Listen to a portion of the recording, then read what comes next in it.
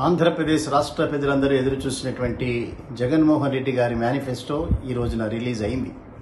Release అయిన తర్వాత సహజంగానే వాటి మీద అనేక వర్గాల్లో చర్చలు జరుగుతాయి. ముఖ్యంగా రాజకీయ వర్గాలు ఇప్పటికే చంద్రబాబు నాయుడు 6 గ్యారంటీలు అనేటటువంటి పేరుతో అనేక రకాలైనటువంటి వాగ్దానాలు చేయటం, తర్వాత వాటిని రద్దు చేయటం, ఉమ్మడి మేనిఫెస్టోని మేము రిలీజ్ చేస్తాము, సో 3 పార్టీలు కలిపినటువంటి మేనిఫెస్టో ఉంటుందనేటటువంటి ఒక మాట చెప్పటం, ఇవన్నీ కూడా జరిగాయి. సో చంద్రబాబు నాయుడు గారు ఇవాళ ఆయన రిలీజ్ చేయకంటాని ముందే జగన్మోహన్ రెడ్డి గారు మేనిఫెస్టో రిలీజ్ చేయడానికి ఏమాత్రం అర్హత లేదు. సో వారు 2019 ఎన్నికల్లో ఇచ్చినటువంటి మేనిఫెస్టోతో పాటుగా అనేక సభల్లో వారు మాట్లాడినటువంటి మాటలు కనుక చూస్తే 85% అమలు కాలేదు అనేటటువంటి ఒక మాట చెప్పారు. దానితో పాటుగా మేమిచ్చినటువంటి వాగ్దానాలు, హామీలు చాలా మెరుగైనటువంటివి. సో ఇవన్నీ కూడా జగన్మోహన్ రెడ్డి గారు ఇంప్లిమెంట్ చేయనటువంటి వాగ్దానాలు మాత్రమే చేస్తాడు.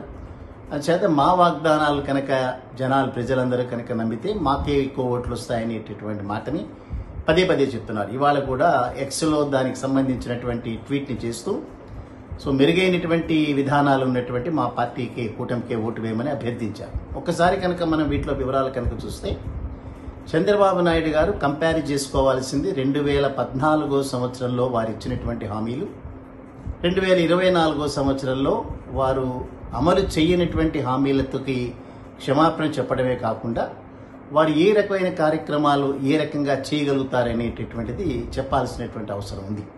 ఇవాళ ఆంధ్రప్రదేశ్ రాష్ట్రానికి కనుక మనం ఆదాయం కనుక చూస్తే దాదాపు 90 నుంచి 95 వేల కోట్ల రూపాయలు మాత్రమే ఆంధ్రప్రదేశ్ రాష్ట్రానికి వచ్చేటటువంటి నికర ఆదాయం. ఎవరు చేసినా కూడా ఈ నికర ఆదాయంలోంచి చేయాలి. అఫ్కోర్స్ ఎకనామిక్స్లో మనకి ఏదైతే మిగులు బడ్జెట్ని కాకుండా అది ఏదైతే డెఫిసిట్ బడ్జెట్గా కనుక ఉంటుందో ఆ డెఫిసిట్ బడ్జెట్ని పూడ్చడానికి అప్పులు చేయటం అనేటటువంటిది ఎలా చేసినా కూడా సో అప్పులు చేయకుండా ఏ రకమైనటువంటి కార్యక్రమం చేస్తారు అనేటటువంటి దాని మీద ప్రధానంగా చర్చ జరగాలి. సో ఇప్పటికీ మన జ్ఞాపకం 2014 సంవత్సరంలో చంద్రబాబు నాయుడు గారు అధికారంలోకి రావడానికి రైతులకు ఇచ్చినటువంటి రుణమాఫీ, ఆ రుణమాఫీ దాదాపు 89 వేల కోట్ల రూపాయల రుణమాఫీని 25 వేల కోట్ల రూపాయలకే తగ్గించి అనేక మందిని రుణమాఫీలోంచి వాళ్ళని అర్హుదారులుగా చేయకుండా వాళ్ళని డిక్లేర్ చేసి ఆ 25 వేల కోట్ల రూపాయల్లో 15 వేల కోట్ల రూపాయలు మాత్రమే పే చేసి, అది కూడా 5 ఇన్స్టాల్మెంట్లో పే చేస్తానని చెప్పి 3 ఇన్స్టాల్మెంటే చేయటం, మిగిలిన 2 ఇన్స్టాల్మెంట్ని నిర్లజ్జగా ఎగ్గొట్టం అనేటటువంటిది మొన్ననే మనం చూసాం 2019 సంవత్సరంలో. సో అటువంటి మనిషి వాళ్ళ రైతు భరోసా కింద నేను 20,000 రూపాయలు రైతులకు ఇస్తాను అనేటువంటి వాగ్దానం ఏదైతే ఉందో, రేపు బహుశా రుణమాఫీ అనేటటువంటి వాగ్దానం కూడా చేయొచ్చు. అది ఎక్కడా చేయలేనిటువంటి శక్తి. అంటే చంద్రబాబు నాయుడు గారు జగన్మోహన్ రెడ్డి గారితో కాదు కంపేర్ చేసుకునేది. 2014 సంవత్సరంలో వారు ఇచ్చినటువంటి ఎన్నికల హామీని, ప్రణాళికని ప్రజల ముందు పెట్టాలి. అందులో ఎన్ని ఇంప్లిమెంట్ చేశామో, ఎన్ని ఇంప్లిమెంట్ చేయలేదనేటటువంటి వాటి మీద తప్పనిసరిగా సమాధానం చెప్పాలి. రెండోది, వారి యొక్క మిత్రులు ఏవైతే ఉన్నారో ప్రత్యేక హోదా అనేటటువంటిది ఆంధ్రప్రదేశ్ రాష్ట్రానికి ఇస్తామని చెప్పి ఎందుకు ఇవ్వలేదు, ప్రత్యేక హోదానే కాకుండా ప్రత్యేక ప్యాకేజ్ అన్నారు, దాన్ని కూడా ఎందుకు ఇవ్వలేదు, ప్రత్యేక ప్యాకేజ్ ఎందుకు యాక్సెప్ట్ చేసినారు, అదే రకంగా పోలవరం ప్రాజెక్టుని ఎందుకు కట్టడానికి ఒప్పుకున్నారు, పోలవరం ప్రాజెక్టు చంద్రబాబు నాయుడుకు ఒక ఏటీఎంగా పనిచేస్తేనే మోడీ యొక్క వ్యాఖ్యలు వాళ్ళు విడ్రా చేసుకున్నారా లేదా వ్యాఖ్యలకే కట్టుబడి ఉన్నారా, ఇవన్నీ కూడా చెప్పాలి. సో జగన్మోహన్ రెడ్డి గారి మీద నిందలు వేయటం 85% ఇంప్లిమెంట్ చేయలేదనేటటువంటి పచ్చి అబద్ధం. మీటింగ్ సమయాల్లో వారు మాట్లాడినటువంటి మాట కాదు. ఎన్నికల సందర్భంలో వారు ఇచ్చినటువంటి ప్రణాళికలో 99% మీరు ఇంప్లిమెంట్ చేసేమన్నారు. సో వారు ఇంప్లిమెంట్ చేయలేదన్నప్పుడు అమ్మఒడి ఇంప్లిమెంట్ చేయలేదా, రైతు భరోసా ఇంప్లిమెంట్ చేయలేదా, లేదా రైతు సహాయ కేంద్రాలు ఇంప్లిమెంట్ చేయలేదా, గ్రామ సచివాలయాలు ఇంప్లిమెంట్ చేయలేదా, వాలంటీర్ల వ్యవస్థను ఇంప్లిమెంట్ చేయలేదా, పెన్షన్ల పెంపుని ఇంప్లిమెంట్ చేయలేదా, ఇవన్నీ కూడా చెప్పాలి. ఇవన్నీ ఇంప్లిమెంట్ చేసినటువంటి నేపథ్యం జగన్మోహన్ రెడ్డి గారికి ఉంది. అందున 24 సంవత్సరంలో అమ్మఒడిని పెంచారు. సో ఏదైతే ఇవ్వగలుగుతామో దాన్నే అని చెప్పారు. ఇవాళ జగన్మోహన్ రెడ్డి గారు వారి యొక్క హామీలు కనుక అమలు చేస్తే 78 వేల కోట్ల రూపాయలు ఆంధ్రప్రదేశ్ రాష్ట్రానికి వచ్చేటటువంటి ఆదాయం నుంచి ఖర్చు అవుతుంది. సో ఆ మేరకు ఏ రకంగా ఆదాయాన్ని పెంచుకుంటారనేటటువంటి దాని మీద జగన్మోహన్ రెడ్డి గారి సమాధానం చెప్పాలి. అదే చంద్రబాబు నాయుడు గారు ఒక్కొక్క పిల్లవాడికి మేము 20,000 రూపాయలు చొప్పున ఇస్తాం, రైతు భరోసాకి 20,000 ఇస్తాం, అమ్మఒడి కార్యక్రమానికి కింద మేము ఇంకొక ఎంతమంది పిల్లలుంటే వారికి ఇస్తాం, ఇవి అనేక రకాలైనటువంటి వాగ్దానాల యొక్క ఖర్చు చూస్తే జగన్మోహన్ రెడ్డి గారి మాటల్లో 1,60,000 కోట్ల రూపాయలు ప్రతి సంవత్సరం ఖర్చు అయ్యేటటువంటి వచ్చే ఆదాయమే 90 నుంచి 95,000 కోట్ల రూపాయలు.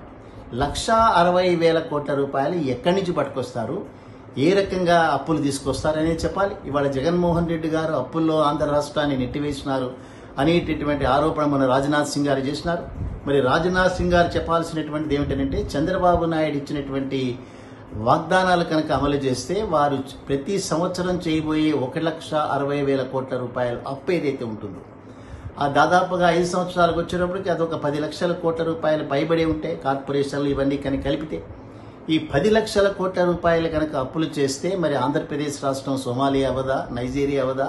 ఇవన్నీ కూడా సమాధానం చెప్పాలి. సో చంద్రబాబు నాయుడు గారు అధికార దాహంతో అధికారాన్ని ఎట్టి పరిస్థితుల్లో కైవసం చేసుకోవాలనేటటువంటి దుగ్ధతోనూ ఆశతోనూ చేసినటువంటి హామీలు తప్పిస్తే ఆయన ఇంప్లిమెంట్ చేసినటువంటి చరిత్ర ఎక్కడా లేదు. ఇవాళ మద్య నిషేధం గురించి మాట్లాడుతున్నారు. మద్య నిషేధాన్ని మీరు అమలు చేస్తా ఉన్నారు కదా, ఎందుకు అమలు చేయలేదనేటటువంటి ఎన్టీ రామారావు గారు మద్య నిషేధాన్ని అమలు చేస్తామనే కదా అధికారంలోకి వచ్చింది. మరి ఆ తర్వాత మీరు అధికారంలో ఎన్టీ రామారావు గారిని వెన్నుపోటు పొడిచి ఆ అధికారాన్ని లాక్కున్న తర్వాత ఎందుకు మీరు దాన్ని మద్య నిషేధాన్ని ఎత్తివేసినారు? సమాధానం చెప్పాలి. ఒకవేళ ఇవాళ మీరు జగన్మోహన్ రెడ్డి గారిని మద్య నిషేధం ఎందుకు చేయలేదని అడిగే ముందు ఒకవేళ మీరు అధికారంలోకి వస్తే మద్య నిషేధం చేస్తారా? నిర్లజ్జగా మీరు చెప్తున్నారు ఎట్టి పరిస్థితుల్లో మేము చేయము, ప్రజలందరినీ కూడా తాగుబోతులుగా చేస్తాము, ప్రజల చేత మరింత తాగిస్తాము, 50 రూపాయలకే మేము బాటిల్స్ అన్ని అందజేస్తాము, నాణ్యమైనటువంటి మద్యాన్ని ఇస్తాం అని ఈ రకంగా మాటలు చెప్పిన మీరు మద్య నిషేధం గురించి మాట్లాడేటటువంటి హక్కు కానీ దానికి సంబంధించినటువంటి అధికారం ఎక్కడుంది మీకు? అదే రకంగా మీ పరిపాలనలు గుళ్లను కూర్చునేటువంటి నేపథ్యం మీకుంది. సో భారతీయ జనతా పార్టీ దానికి కూడా సమాధానం చెప్పాలి. సో ఎక్కడా కూడా ఈ రకమైనటువంటి కార్యక్రమాలు చేయకుండా, రైతులకి ఈ రకమైనటువంటి ఉపయోగకరమైనటువంటి కార్యక్రమాలు చేయకుండా, డ్వాక్రా మహిళలకు మీరందరూ ఏం చెప్పారు? బ్యాంకులో తాకట్టులో ఉండేటువంటి బంగారాన్ని తీసుకొస్తామని చెప్పారు. ఎక్కడ పట్టుకొచ్చినారు బంగారాన్ని? అదే రకంగా వారికి వడ్డీ లేని రుణాలు ఇస్తామన్నారు, ఇవ్వలేదు. నిరుద్యోగ యువత ఏదైతే ఉందో ఆ యువతకి మీరు అనేక రకాలైనటువంటి నిరుద్యోగ వృత్తితో పాటు అనేక కార్యక్రమాలు చెప్పారు. ఒక్క కార్యక్రమం కూడా ఇంప్లిమెంట్ చేయలేదు. ఇవాళ మళ్ళీ అవే వాగ్దానాలు తిరిగి రిపీట్ చేస్తున్నారు. సో ఏవైనప్పటికీ కూడా జగన్మోహన్ రెడ్డి గారు చేసినటువంటి వాగ్దానాలు, ఎన్నికల హామీలు ఏవైతే ఉన్నాయో తను ఏవైతే చేయగలుగుతాడో, ఏవైతే చేసి చూపించినాడో వాటిల్లే తిరిగి కంటిన్యూ చేస్తాం. కాపు నేస్తంలో కానీ, ఈబీసీ నేస్తంలో కానీ, రైతులకు కానీ, విద్యా రూపంలో కానీ, విద్యా దీవెన కానీ, ప్రభుత్వ ఉద్యోగస్తులు కానీ, అంగన్వాడీ వర్కర్లు కానీ, ఇవన్నీ కూడా హామీల రూపంలో చేసినటువంటివి 100కి 100% ఇంప్లిమెంట్ చేయగలిగినటువంటి విశ్వసనీయత, సత్తా ఉన్నటువంటి మనిషి జగన్మోహన్ రెడ్డి గారు. మీ దగ్గర విశ్వసనీయత లేదు, ఆ రకమైనటువంటి మోసపూరితమైన వాగ్దానాలు తప్ప మీ కూటమి అనేటటువంటిది 2014 నుంచి 2019 సంవత్సరం వరకు ప్రత్యేక హోదా నుంచి మొదలు పెడితే ఏ రకమైనటువంటి విభజన హామీలు తీసుకొచ్చినటువంటి సందర్భాలు లేవు. ఇవాళ తప్పనిసరిగా నేను సాధిస్తాను అని మీరు చెప్పొచ్చు, కానీ ఎందుకు ఇవ్వలేదనేటటువంటిది మీ కూటమిలో సభ్యుడైనటువంటి భారతీయ జనతా పార్టీ చెప్పాలి. ఏవైనప్పటికీ కూడా ఇవాళ ఎన్నికల హామీ ఏదైతే ఎన్నికల ప్రణాళికను జగన్మోహన్ రెడ్డి గారు డిక్లేర్ చేసినారో దాన్నే దాదాపుగా 4,10,00,000 మంది ఓటర్లు దాన్ని నమ్ముతారు. సో ఆ నమ్మకం ప్రకారమే ముందుకు వెళ్లే అవకాశాలుంటాయి. కూటమి చెప్పిన ఏ ఒక్క మాట కూడా ఇంప్లిమెంట్ చేయరనేటటువంటి ఆ ప్రగాఢమైనటువంటి విశ్వాసం ప్రజలకు ఉంది. ఏ రకంగా కూడా మిమ్మల్ని ప్రజలు నమ్మరు అనేటటువంటి వాస్తవాన్ని చంద్రబాబు నాయుడు గారు తెలుసుకుంటే మంచిది.